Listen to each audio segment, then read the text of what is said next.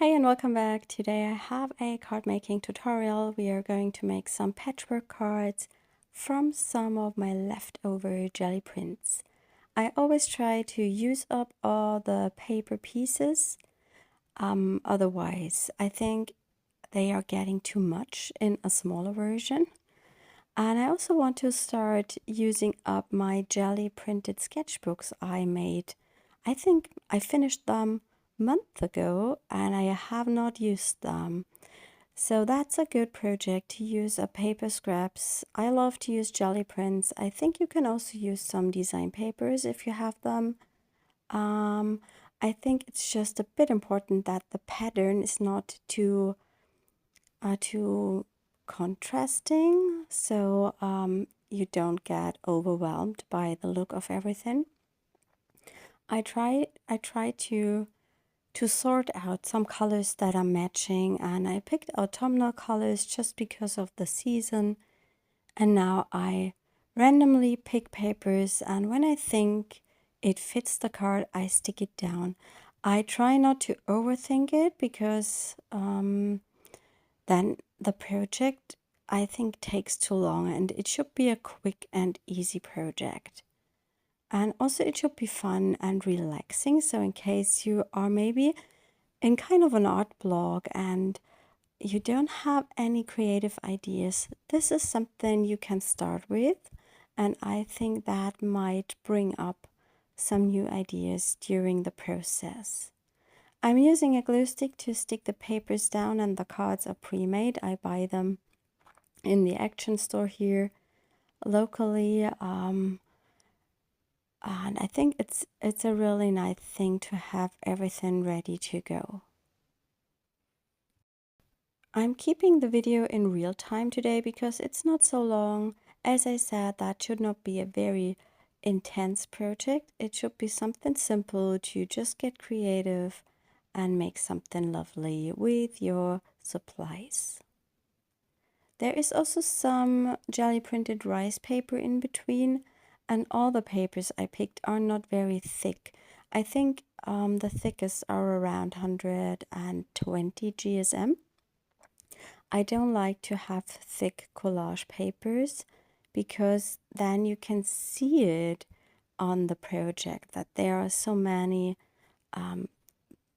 edges of the paper, and I prefer to have a smooth layer.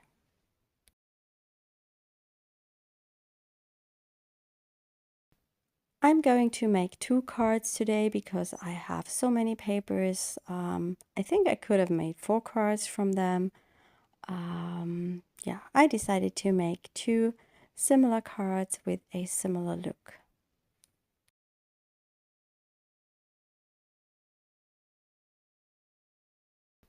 If you would like to see some jelly printing videos, I will link up some of my favorite sessions at the top right in the info card, so you can check those out in case you would like to make some of your own jelly prints first.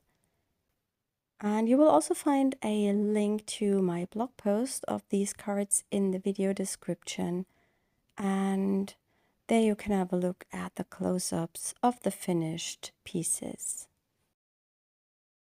And as always, it would be really lovely if you give the video a thumbs up and leave a comment underneath. Here I'm starting the second card, and I just do the same thing that I've just did before. I really love that contrasting black here, and I will try to bring something of that in.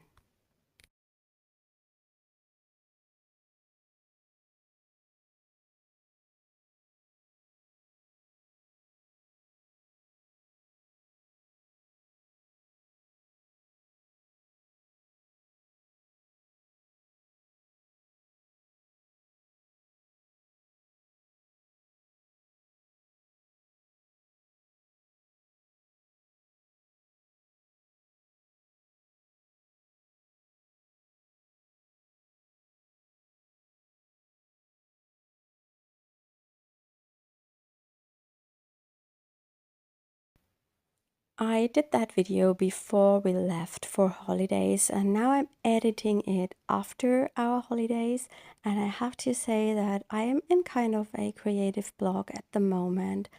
I think it's always during my holidays, I do a lot of sketchbook work, I draw a lot, I paint a lot in my sketchbooks, and I really enjoy that. And when I'm back, there's just a lot of work to do for our shop, for the blog, and that gets a bit overwhelming sometimes, and I'm a bit stuck creatively because I'm not in the mood. But when I'm watching this video right now, I really want to get to my desk and make some more of these cards because it just looks relaxing and fun, and I think that might be something I'm going to do after I'm finishing work today. I will maybe make some more cards and maybe make another video doing something similar.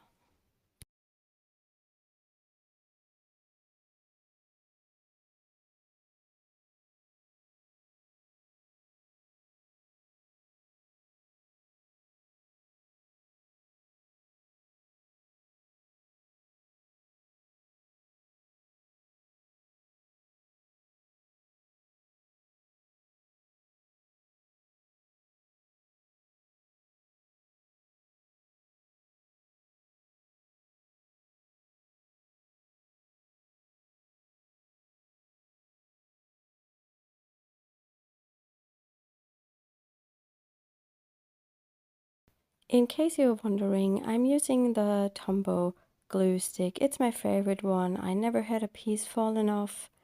It's very smooth. It has quite of a strange smell, I feel, but it's not that. It's too strong, I feel. You don't have to stick your nose to it. And you always have around 20 or 30 seconds at least to just change your mind, to remove the piece and put it somewhere else. That's something I really like as well. I will link up all the products I'm using today, as always, in the video description.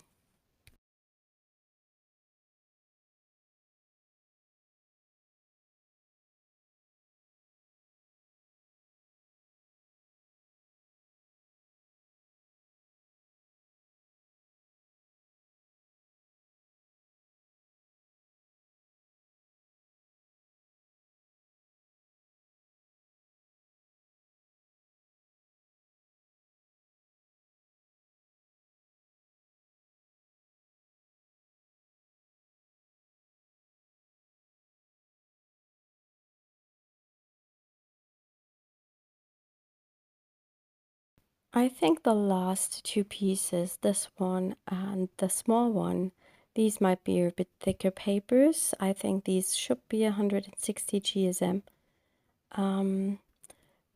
I mainly make prints on thinner papers. Sometimes I make extra thick prints, so I can use those papers for folding projects, like for collage fodder folders or for artist trading cards. But I usually mention this in my Gelli printing videos. There was this area that I think looks a bit light and boring, and I wanted to bring in a little bit of another color.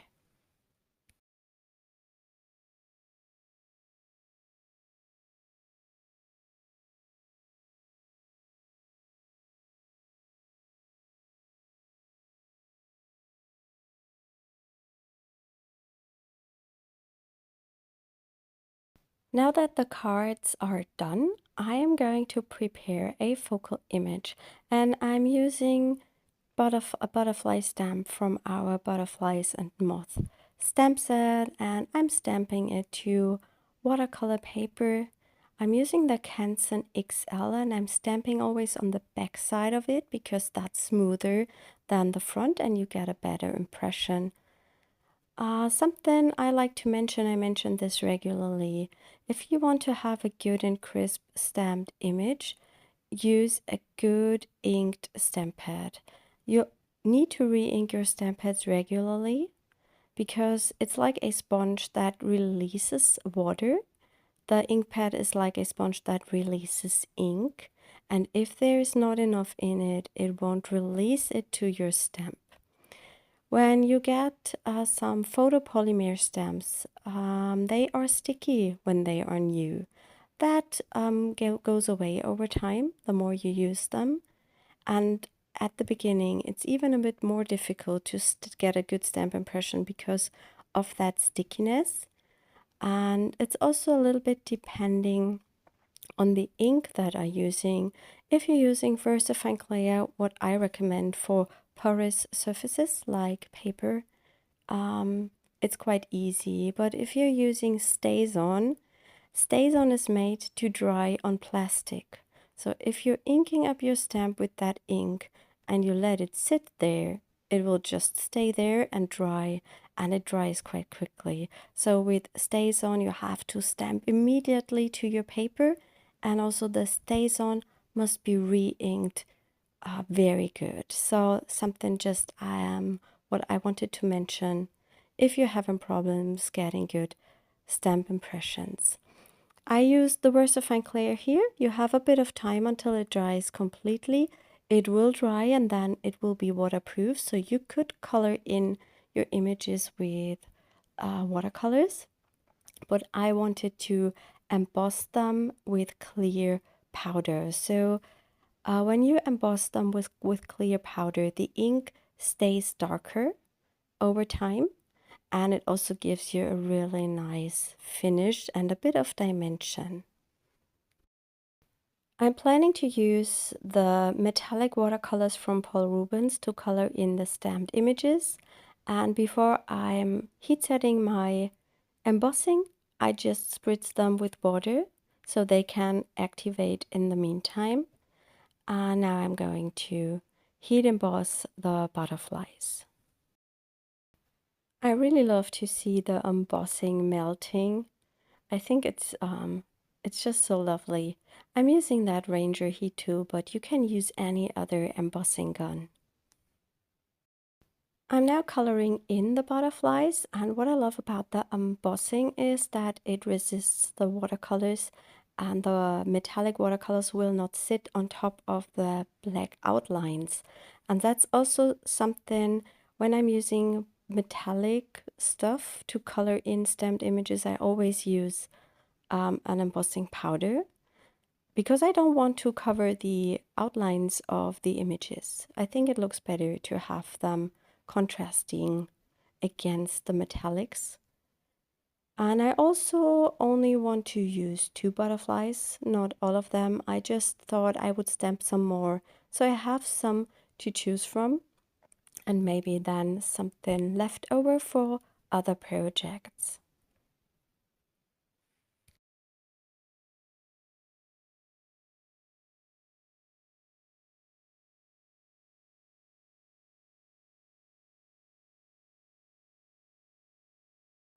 I think metallic watercolors are really nice for butterflies because in nature also butterflies have some shimmer in them, or they look shimmery sometimes, and that makes them stand out on every project. And I think they are really nice to put on greeting cards.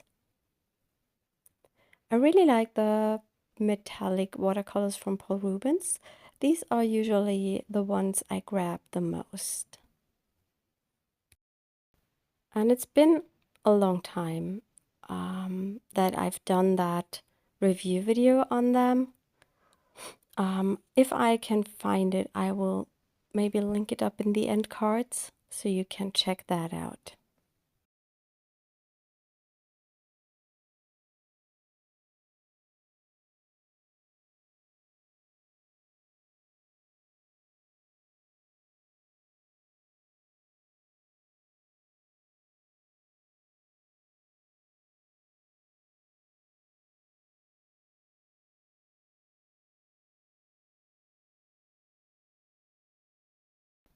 I think that's also something really relaxing or inspiring to do if you are in a creative blog, just stamping yourself some images and coloring them in. I did this yesterday again with the same stamps. I stamped the bigger butterflies from this set and then embossed them with clear powder and colored them with all kinds of different metallic watercolors that I have. So I have some ready to go for cards or for artist trading cards, for index cards, or for art journal pages.